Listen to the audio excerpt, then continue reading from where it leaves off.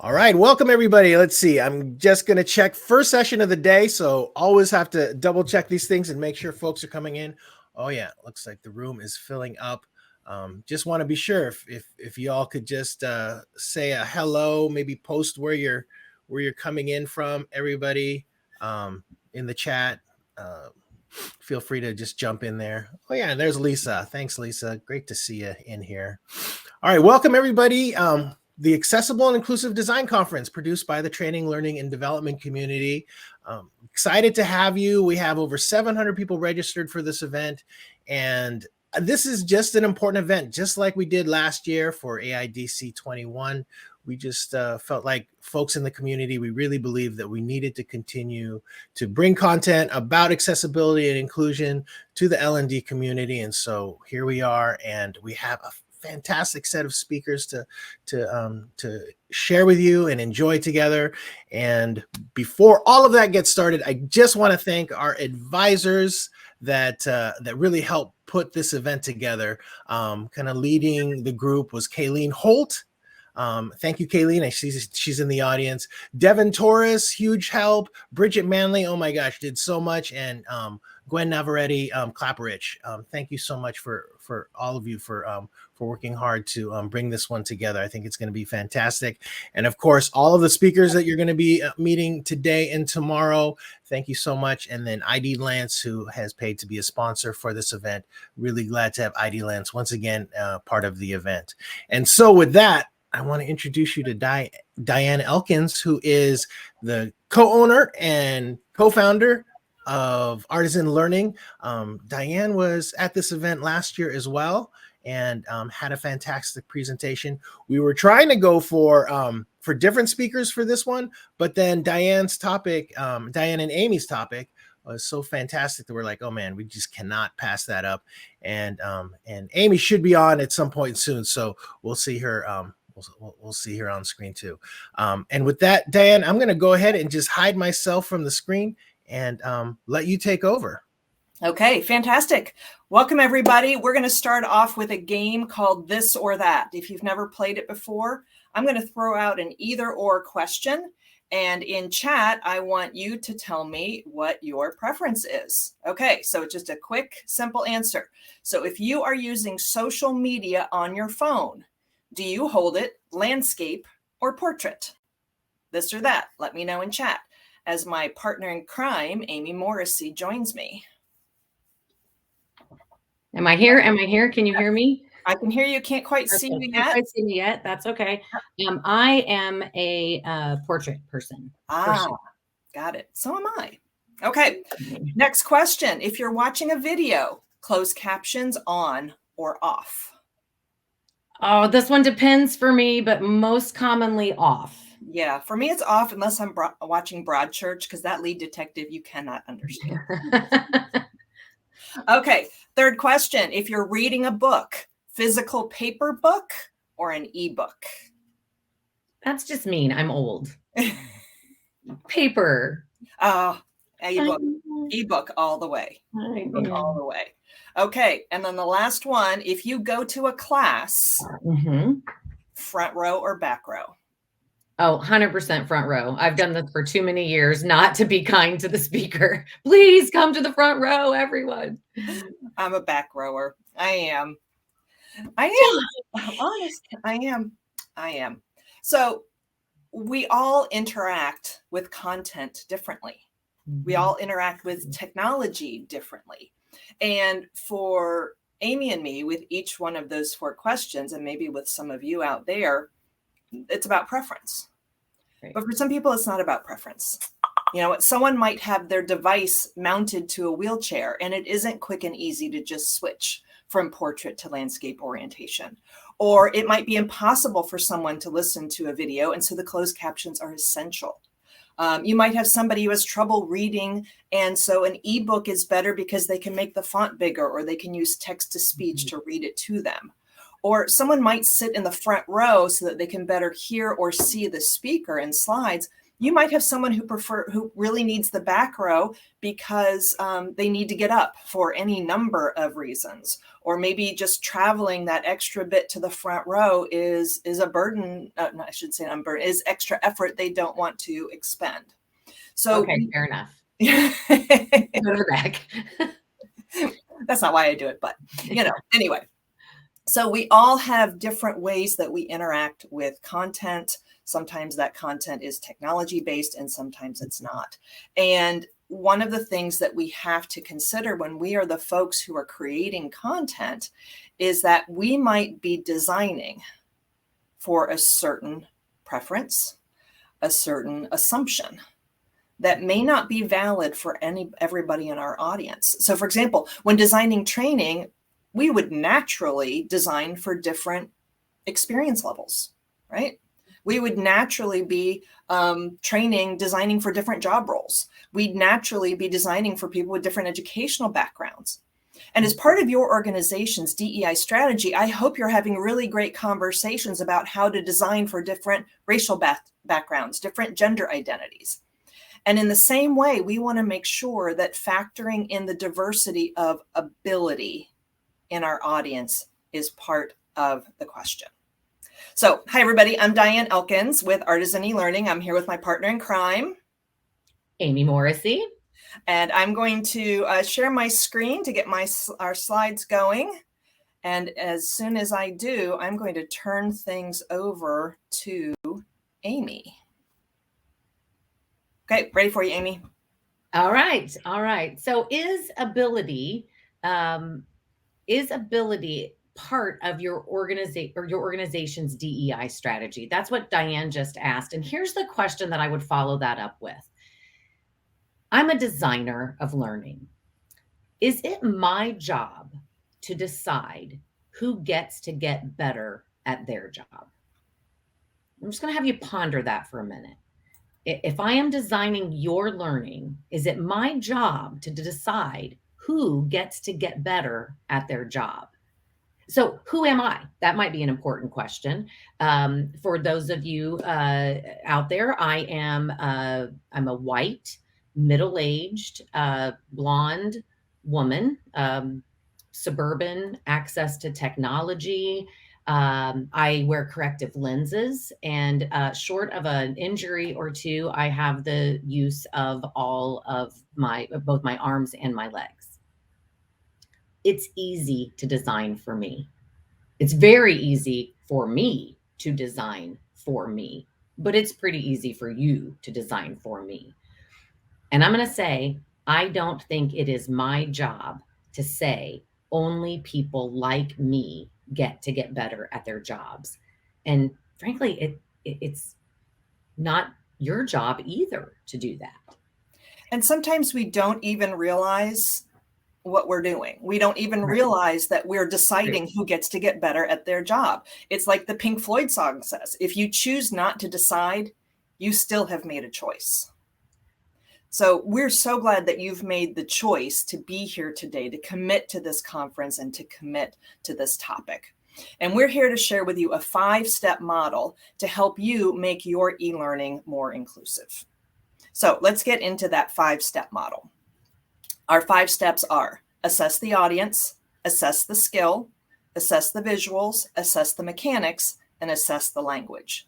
So as you're having conversations in your organization about how to be more strategic about diversity, equity, and inclusion around ability, these are 5 of the areas you want to make sure you're integrating into your plans.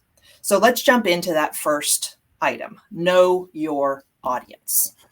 So if we want to include everyone, we need to know who they are. We need to know our audience. So who do we want to make sure that we're including? Who do we want to make sure we're not throwing up barriers for? So you might have individuals with vision differences. That could mean fully blind, partial vision, color blindness. We might have individuals with hearing differences, fully deaf, hard of hearing. Somebody with mobility differences. As it relates to e-learning, that might be someone who can't use a mouse and has to use a keyboard. Or maybe they use a mouse, but they're not as precise as someone else might be. We also have cognitive and neurological differences. That could mean dyslexia, ADHD, autism, photosensitive epilepsy. And then you also have speech differences. That could be someone who can't speak, maybe someone who has a stutter. Amy and I focus more on e-learning, and the speech is usually less of a concern with self-paced e-learning, but very much a factor in the classroom, virtual instructor-led.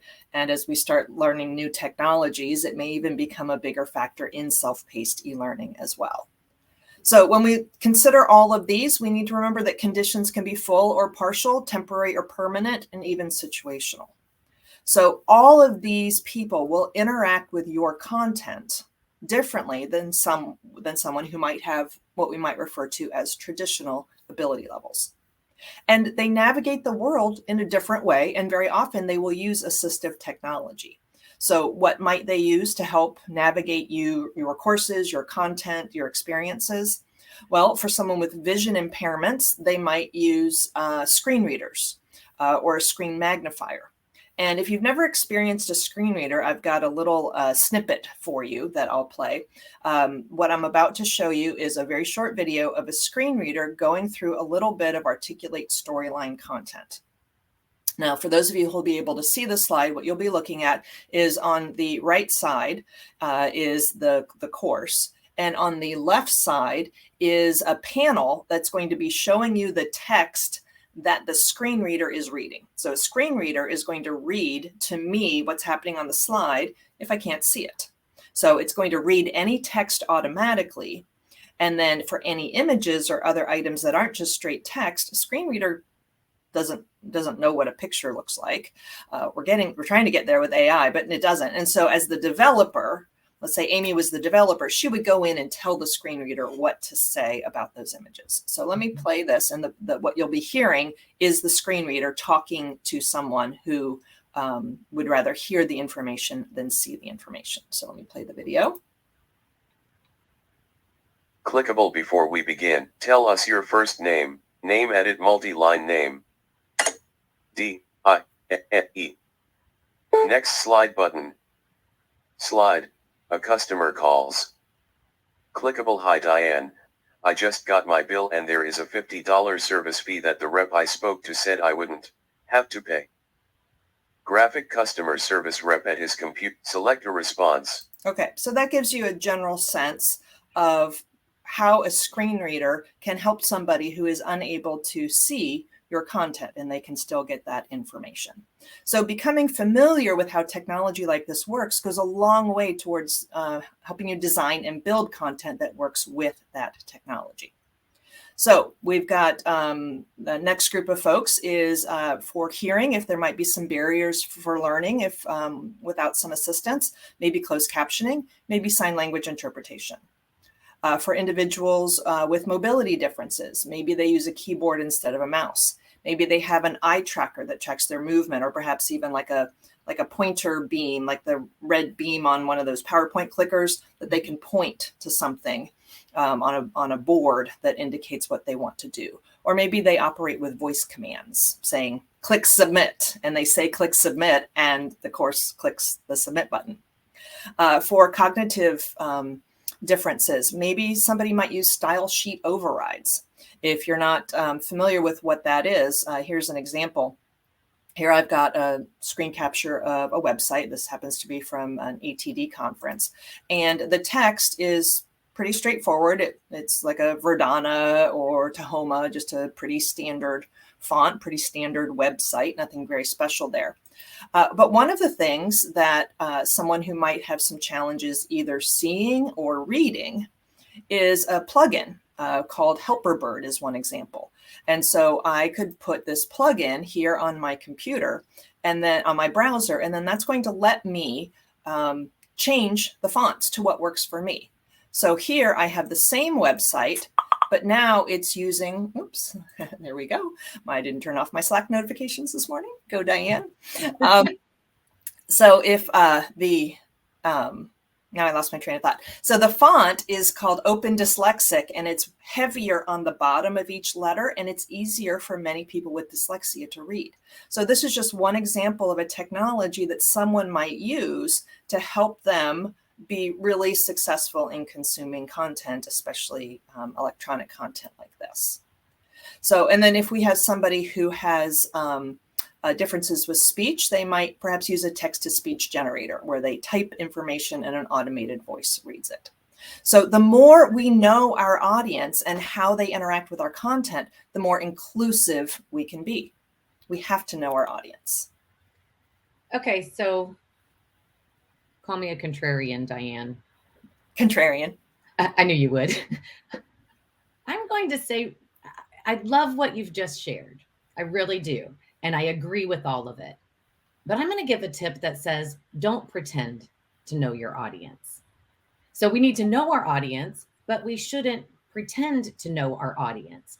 Do you know that in employee engagement surveys, any kind of disability is one of the most underreported parts of diversity? Because you don't know, I have to tell you. And so I don't know in this audience right now what your abilities are. So I don't want to pretend to know. So let me see if I might be able to share an example of this. It is very common for us to talk with clients, and we talk about accessibility all the time with our clients.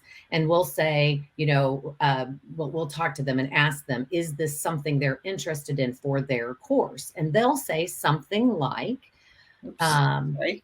Oh, it was a big moment. They'll say something like, someone who is or has X couldn't do this job, therefore we should not worry about building an accessible course.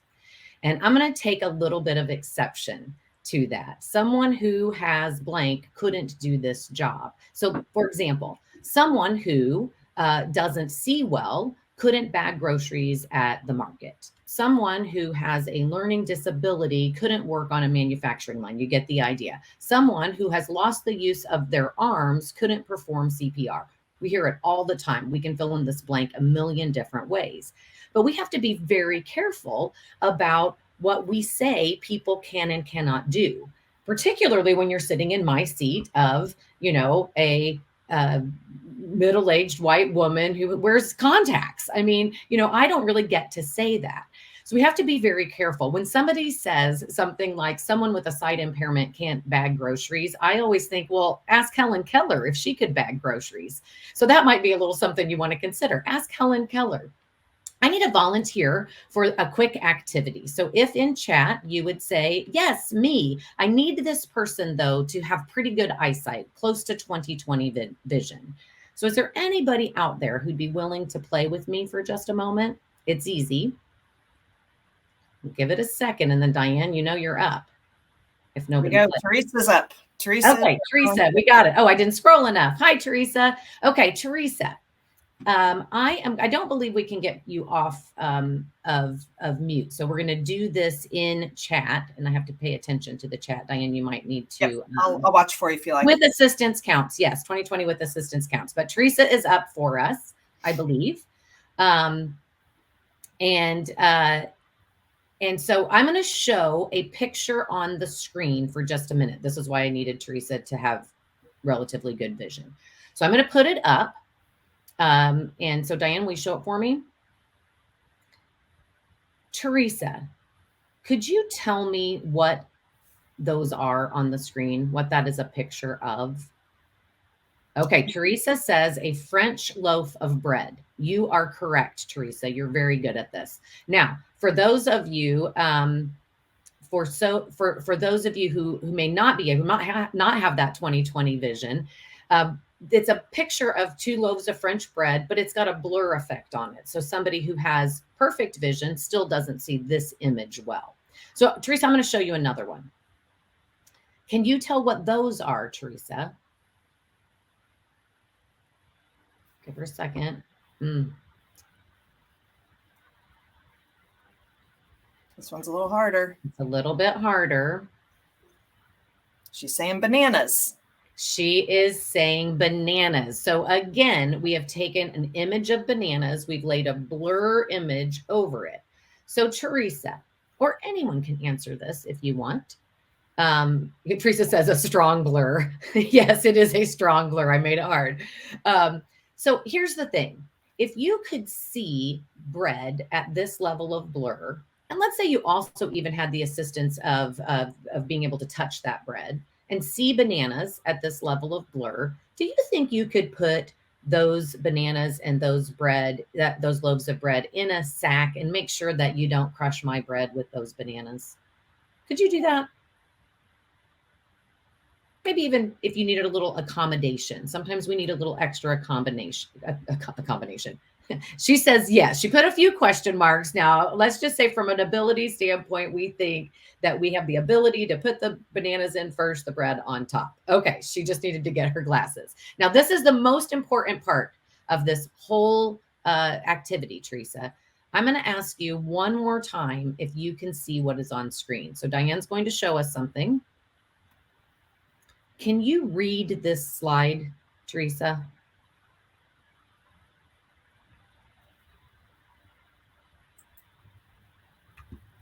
She cannot read the slide. So for those of you who can see it, you know what we're doing here. If you can't, what we have done is put up a slide from an e-learning course about bagging groceries, and we have applied the same blur to the training as we applied to the, hypothetical example.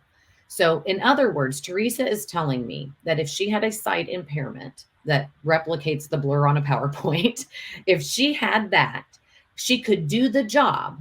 But if I designed the training, she couldn't take my training. So this is why I'm being a contrarian, Diane. I don't think we should always believe that we know our audience. So in great training format, our tips are know your audience. Don't pretend to know your audience. This is not as easy as it seems. So from here, we're going to move into some skill sections. And Diane, I believe I passed that back to you. Yes. So we need to assess our audience. We need to know more about who they are, what barriers might exist, and how we can design so that we can design more effectively for them. But we also need to assess the skill we're teaching. Because especially with e-learning, it is not just about making sure your course is technically compliant to the WCAG standards. It starts with the instructional design. What are we actually teaching?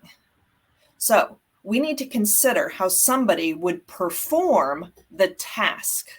We're not talking about the course, we're talking about the task. How would somebody perform that task? So let's say that you're designing a course for CPR. So what I have here on the screen, I'll read for you in just a minute. And it might be a narration script in an e-learning course, or it's what an instructor might say in the classroom or in a virtual setting. And when I read it to you, or as if you read it to yourself, I want you to think about any items that could be challenging if you didn't have a certain sense or ability. So what statements might you struggle with? So I'll read it for you, for anyone who might be able to not be able to read it. If you encounter someone who has collapsed, they may need CPR. The first thing you should do is call for help. For example, you could call 911, ask someone around you to call 911, or just shout for anyone nearby to assist you. Next, look for signs of breathing. Look to see if the person's chest is rising and falling. If it's not, or if you hear labored or unusual breathing sounds, then you should begin to perform hands-only CPR. So let me know in chat, which elements of this passage would be challenging for someone to perform if they didn't have the quote-unquote traditional sense of abilities? What in chat assumes a certain level of ability? Yes, the second paragraph, if someone can't see. Telling, yelling, seeing the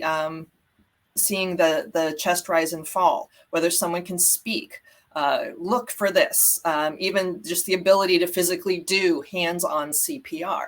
Yes. So regardless of what format or what technology that you're doing, we are teaching skills that require certain ability. And with this solution, closed captions isn't going to fix it. Enhancing our color contrast isn't going to fix it. It goes down to the core of what we are teaching, not the course mechanics. So what do we do here? One of the things that we can do is consider the learner's lived experience. Can what they have figured out in their own world? Can they use those skills that they use every day to navigate the world to figure it out? So for example, call 911 or shout for help. Those are both phrased as if you can speak. Well, if someone who cannot speak, one of the things we could ask ourselves, and ideally them, is in their own lived experience, do they know how to get somebody's attention in an emergency? Do they know how to contact emergency services? Possibly. If I was unable to speak, I would think that's a skill I would want to build in myself to be ready for that situation. But that maybe we can't guarantee that. So what it means is having a good discussion. We may decide not to make any changes based on this skill and just rely on the person's lived experience to fill in that gap. Maybe we include a pop-up tip on how to contact emergency services in different situations. Or we might just teach in a more general sense by saying something like, get someone nearby to help you. So another scenario here is, some of you pointed out, the look for signs of breathing. So again, it's phrased as if somebody can see, and we can ask ourselves, would somebody's lived experience help them figure that out? And there, I think it's less likely that somebody's lived experience would go, yes, even though I can't see, I would absolutely know how to tell if someone's breathing. So maybe we do need to teach it differently. Check for signs of breathing. Is their chest rising or falling? And then that's a way it might be easier for them to make those connections. Can you hear or feel breath coming out of their nose? So we can change how we teach. Some of these are easy decisions, but some are much more involved. Like, how would you teach uniform inspections to someone who can't see? How would you teach conflict management to someone who can't hear tone of voice? And how would you teach Microsoft Excel to someone who doesn't use a mouse? So these are all really important conversations that are just as important as what's the color contrast and do we have closed captioning? It gets down to the core skill. And so to do that, we need to work with the stakeholders to figure out the right way. And I hope when we think stakeholders, we're not just talking about the subject matter experts and the project sponsors. Our stakeholders are the people who will be most impacted by our choices. And so really look at me using subspace language, really evaluate what you're teaching. And if you're assuming your audience will perform that task a certain way, when they might need to perform that task a different way. So we want to assess our audience and assess the skill. We also want to assess our visuals. So one of the things we have to be clear on is that we don't have to be afraid to communicate visually. Some of our learners might not be able to see our visuals, but doesn't mean we can't use them. There's a common misconception that a accessible course needs to be boring and ugly, and it doesn't. We can still communicate visually as long as we have a plan for the different abilities in our user base. For example, color coding. Here I've got some simple pie charts that use blue and green to indicate percentages of something. Well, color coding is a great instructional strategy, and being more accessible doesn't mean we have to take things out. It means we put more things in. It's like if we put in a ramp, you don't take out the stairs. And so I can use color coding. It's a great instructional strategy, but I need to add something for the individuals who might not be able to see that color. It could be as simple as a pattern. It could be maybe putting A/B labels on something. There's a lot of ways we can get there. So we can still communicate very, very visually. But this small change can make a big difference to learners who either have contrast issues or low vision. Now, at the same time, there'll be folks who can't see this at all, where it doesn't matter what stripes I use. There are some folks who won't see it. So Amy, can you talk a little bit to that? Yeah, I sure can. And one thing that I just want to just jump into, one little nugget you said, there are many ways to solve for not being able to see color contrast. I think much of the time we sort of, in lots of things in our lives, we lock into there's only one way to experience or to work with somebody's experience. And the creativity that when you embrace this, and Diane, you're one that is one of the most creative, accessible designers I know. And it's because you're always digging in with just the experience and and pretending to, what if I were in this situation? And then, as you said, always talking to those stakeholders. So I just love that idea that there's more than one way. So let's talk a little bit about what we do, with our alternative text if we cannot show the visual. So we want to put as much thought into what we call our alt text or alternative text as your visuals.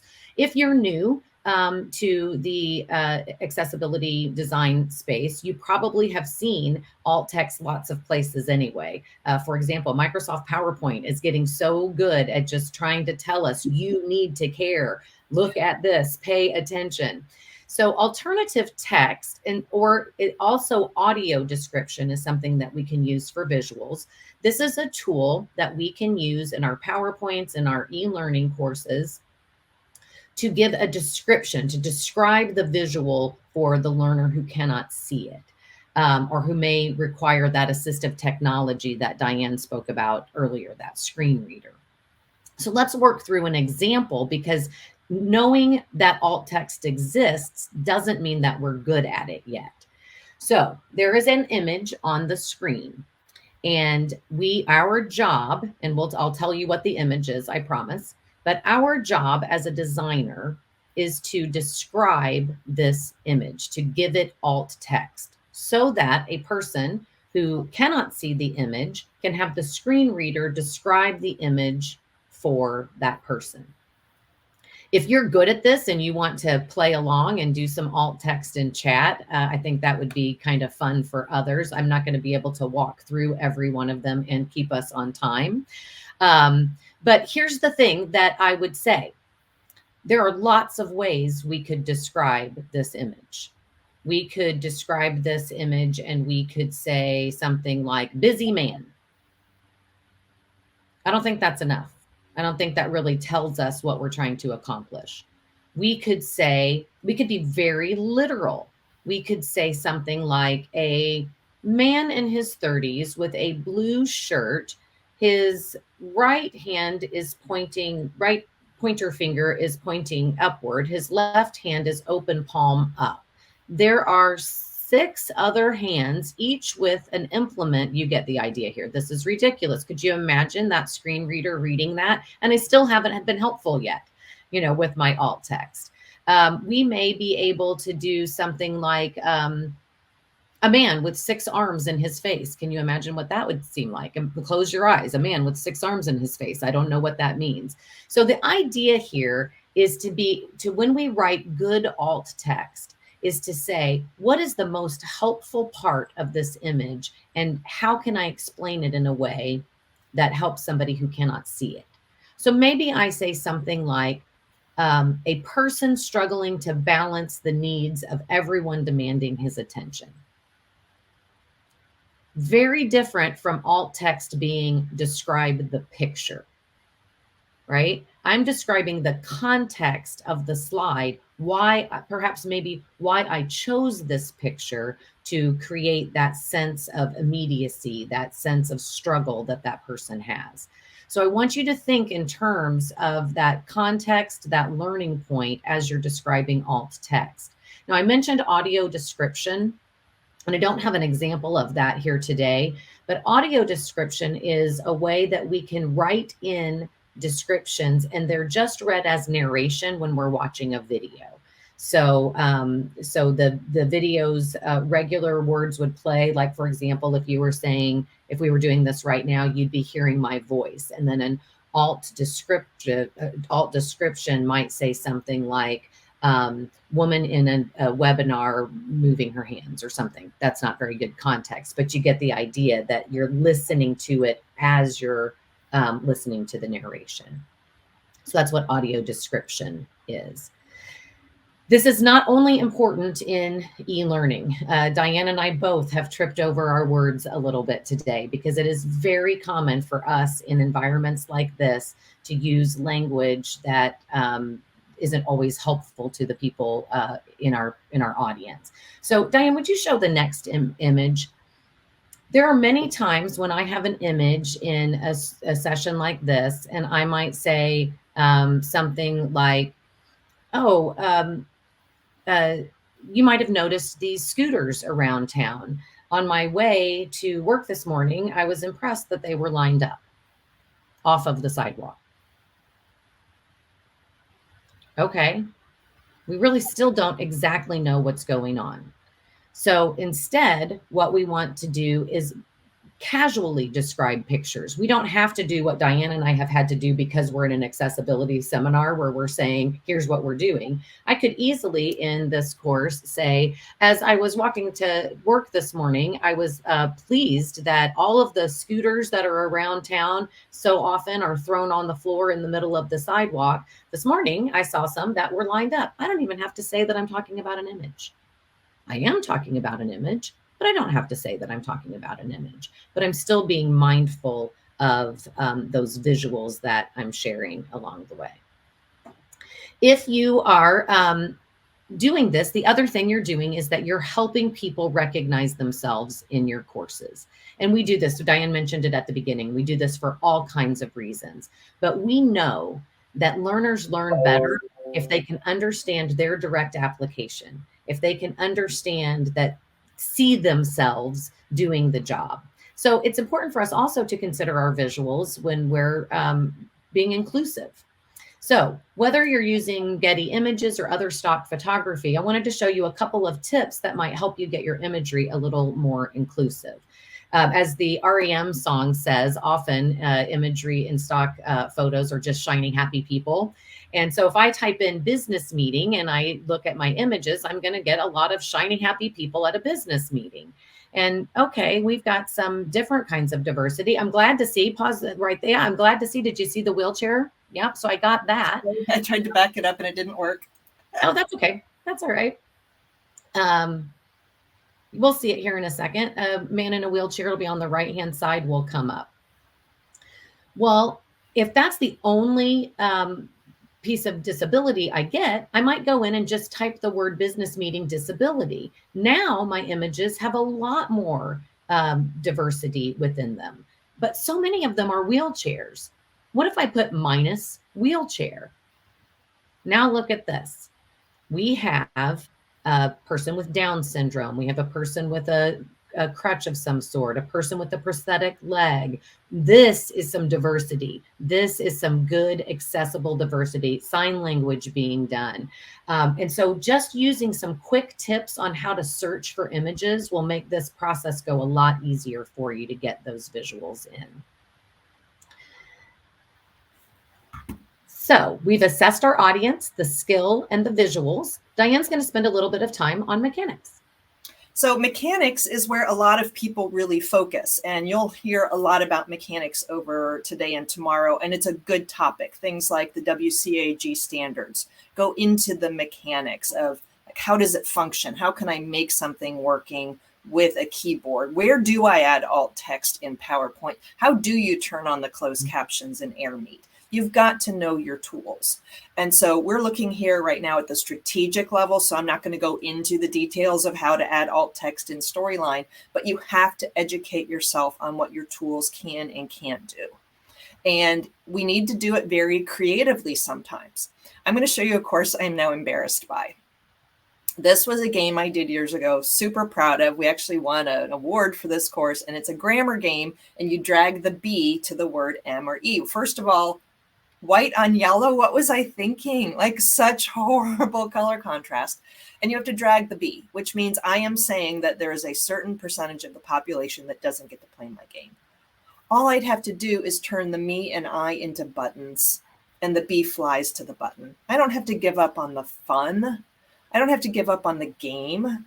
I need to know what my tools can do, what they can't do, and make sure that I am designing, because your whole team needs to know that. If you're an e-learning person, accessibility is not just for your Storyline developers, your Captivate developers. It's for everybody on the team, including your marketing department with that color scheme. And that we all need to know what's possible. At Artisan, our writers need to know what's possible so that they're not writing something that the developers can't make accessible. So you've got to know the mechanics. And then you also have to use very clear instructions about how to operate a course. For example, Storyline now has some great keyboard shortcuts that are going to be so useful for learners, especially if they're keyboard only learners. Control-Alt-S is now how you submit a question. That's going to save like 8 or 9 keystrokes, but only if we tell them about it. So however your technology works, and by the way, that includes being able to find your course, take your course, register for your course. The mechanics of your entire ecosystem need to be evaluated. So we need to know the mechanics. We need to be clear on instructions, and instructions are only just one thing we have to write clearly. So Amy, back to you. We also have to assess our language, and we've talked a lot about this in our session. So we're going to give you the high-level bullet points about language. 2 simple questions that will help. Ask, could my language confuse someone? You can ask that when you're typing your notes into the bottom of a PowerPoint for a session like this. You can use that when you're teaching e-learning. So for example, how many times have we seen instructions in e-learning that say, click the speaker icons below each family to listen to their stories? Now run it through the filter. Is this language causing confusion? Well, if I have mobility issues, yes, I maybe know that click means select, but select would be more inclusive. What did the speaker icons look like? Did you name them correctly? Maybe you used it in your instructions, but you didn't name the icon. Could a voice command person know how to do that? Below each family. Well, where are the families? Did you tell me where the families were? You get the idea here. So very simple question to ask yourself, is my language causing confusion? Same thing happens in our rooms. So let's pretend we're in this training room and I am the person at the front of the room and I say things like, look at this. Or here, did you hear the difference? Or even just, what's the trend line doing? And so we're just making assumptions about folks, and we don't want to do that. So that's one question. Is my language confusing? My second question, to run through the language filter, and this is my favorite one, and I will not get on my soapbox, but am I making a person feel other? We all feel other about something. My others are pretty easy to deal with in life. My sister, who is legally blind, her others are very different from my others, and I never want her to feel other. So as you're thinking about the words you use and the things you say, run it through the filter of, am I being confusing? And secondarily, am I making people feel other? I've always told people, as a designer, do what's hard for you to do to make your learner's job so much easier. Take the extra minute. Language is one of the easy ones that you can do tomorrow. You don't have to learn a new tool. So as we're looking at how to be more inclusive for people with different abilities, these are 5 of the areas that we can focus on. And to sum it all up, I've got 3 final tips for you. The first is make sure ability has a seat at the table. There are organizations around the country, around the world, that are having fantastic, new, deeper, more meaningful conversations about DE&I. And they are very rightfully focusing on things like race, ethnicity, gender identity. Get ability at the table as well. And it can be as simple as, if you're having a conversation, just throwing in the words. How about people with different abilities? And sometimes the word accessibility has baggage. There are a lot of preconceptions, misconceptions. That doesn't apply to us. We don't need to do that. We're not the federal government. So if that word isn't working for you, change your word. Talk more about access to professional development. How would somebody with a different set of abilities have access to this professional development opportunity? That's a very different question than, should we make this course WCAG compliant? Yeah. Get ability a seat at the table. Secondly, focus on what you can do. There will be a few things that have to come out of your toolbox, unfortunately. A few things. A few little things, but they can feel huge if you're not careful. We have had writers at Artisan on their first accessible project where they shut down because there's like 2 or 3 things in Storyline that they can't do that they used to do, and it shuts them down. Focus on what you can do. instead of what you can't do. And then finally, focus on progress over perfection. So I follow a woman by the name of Meryl Evans on LinkedIn. She does a lot of great advocacy in the accessibility world, and this is her hashtag, progress over perfection. Even if all you do is improve color contrast tomorrow on everything, you will be more inclusive than you were yesterday. Even if you just say select instead of click, you are more inclusive than you were yesterday. So yes, I want you to be big and strategic, but let's not let perfection get in the way of making some real change starting today. So you're going to have some great information over the next 2 days to help you on this journey as we focus on making sure everybody has the chance to get better at their jobs. Thank you. Thank you so much. Have a great conference. Thanks, everyone. Thanks. Gosh, Diane, Amy, wonderful. I mean, it's fantastic. Great way for us to start this event with your session. I really, really appreciate it. There are a bunch of questions in QA, but unfortunately, we just bumping up against time. We do have some virtual rooms that are kind of in the reception area. I don't know if anybody is interested. You can jump onto a table there and, you know, and do some networking and ask questions, but that is available in the reception area. But other than that, Amy, Diane, thank you so much for doing this. Next session is going to be a great follow-up to this one. We have Bello Miguel Cipriani, who is going to be talking about assistive technology. And and I'm going to be prepping him in just a moment. So we got about a 14-minute break here, and we'll see everybody in the next one. So long. Thank you so much. You. Thank you.